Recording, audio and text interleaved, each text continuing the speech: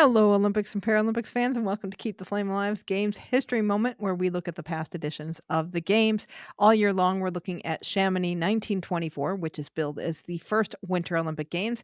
It's celebrating its 100th anniversary in 2024, so we're taking a look at it all year long. I'm your host, Jill Jaracz, joined as always by my lovely co-host, Alison Brown. Alison, hello, how are you? Hello, and it's our last Chamonix story. It is, and it's bittersweet. You've done a great job with these all year long, getting to dive in and take a look at it. I have been having a little too much fun. I plan to break out the champagne and slide down a bobsled, possibly, break out my wooden skates, see what I can do. Go cross country skiing for 6 hours and see if I'm still alive. Hope the pond freezes over for all of your skating needs. Let the storm dump 6 feet of snow a week before the Olympics. The flu epidemic sweeping through the village, all these really wild things. And honestly, I think we may be finishing on my favorite story of all. Oh, yes. What are we looking at today? We are looking at curling, and I have a question for you. Okay. How do you win a silver medal and a gold medal in the same event, but not really win an Olympic medal at all? I have no idea. I'm going to answer that.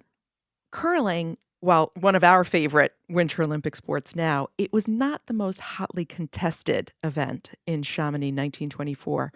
Only 4 teams were entered into the event, and Switzerland didn't show up. So this is kinda like the hockey tournament, right? Yes, where you've Okay. got limited number of teams, but Okay. this, if you show up, you're guaranteed a medal. But there is a great deal of argument about whether curling was an official event in 1924 or a demonstration sport. So, games were played on the same giant ice rink, also used for figure skating, speed skating, and hockey.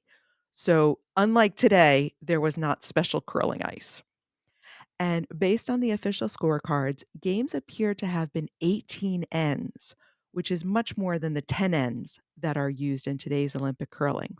Teams brought their own stones, which would have made for some very heavy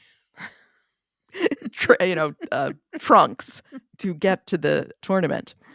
This also caused some problems when they got to French customs because customs officers deemed the curling stones to be precious stones, like jewelry. And you can't bring that much jewelry because obviously they weigh many pounds and they had many stones into the country. And even if you can bring 1 or 2 stones, the customs duties are outrageous.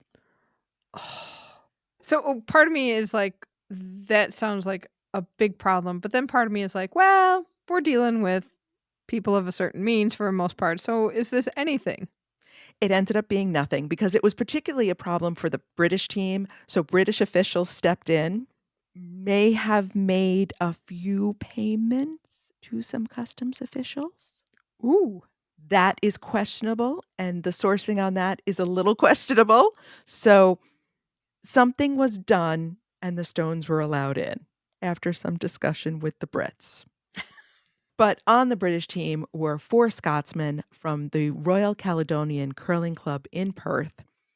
They, in the first game, defeated Sweden 38-7, then went on to defeat France 46-4 and captured the title. Sweden defeated France to take second place, and despite winning no matches, France placed third. British skip Willie Jackson, his son Lawrence, and teammates Robin Welsh and Tom Murray reportedly marched in the opening ceremony with their brooms on their shoulders like rifles, and they were chanting ballet, ballet, which is broom, broom in French, which I So they were the particularly love the idea of. they were the fun ones at the ceremony. Eh, Clearly, and I think there may have been some waving the brooms around. The photos are great because clearly these 4 Scotsmen are having way too much fun with the brooms in the opening ceremony. But here's the real question. Were they Olympic medalists? So, as we talked about in the first Chamonix show back last January, the International Olympic Committee retroactively declared Chamonix the first Winter Olympics. However, the IOC also decided that the curling competition was a demonstration sport, not an official Olympic event. So, in the old days, some of our older Olympic fans will remember demonstration sports.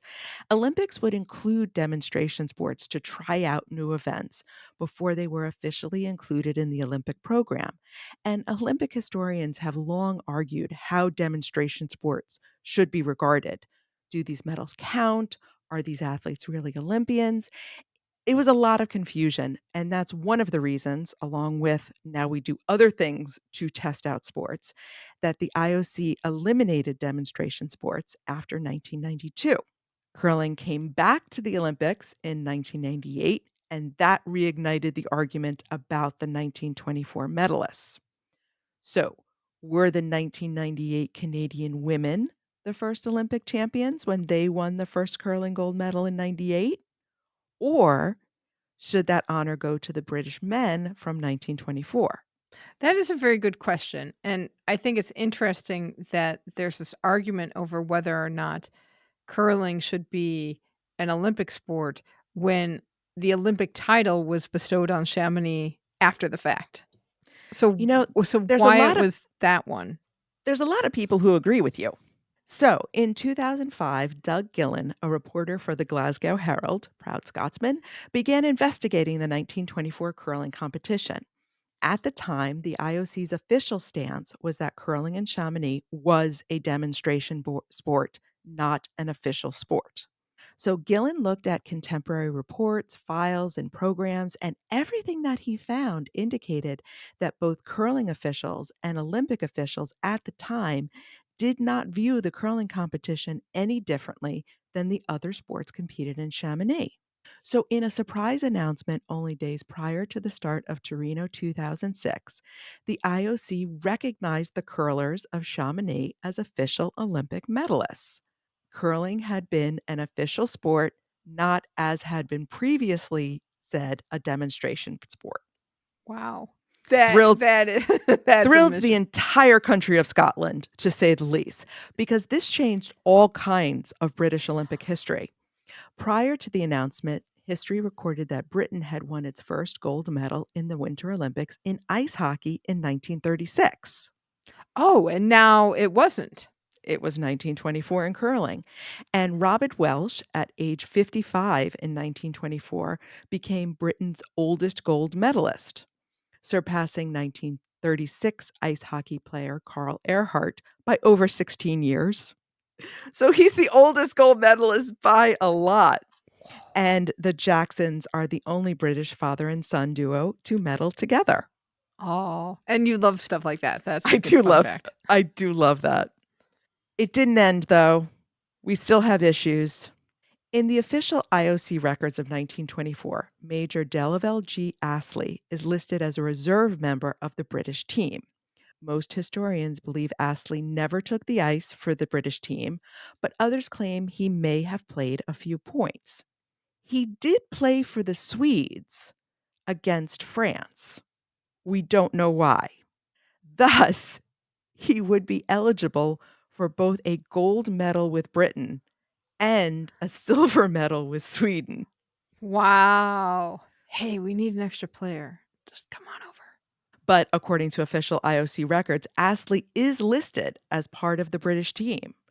So he is considered a gold medalist despite probably never having thrown a stone for the Brits. Interesting. But then today you have alternates on some teams that do get gold medals for being part of the team, but never necessarily playing or competing for the team.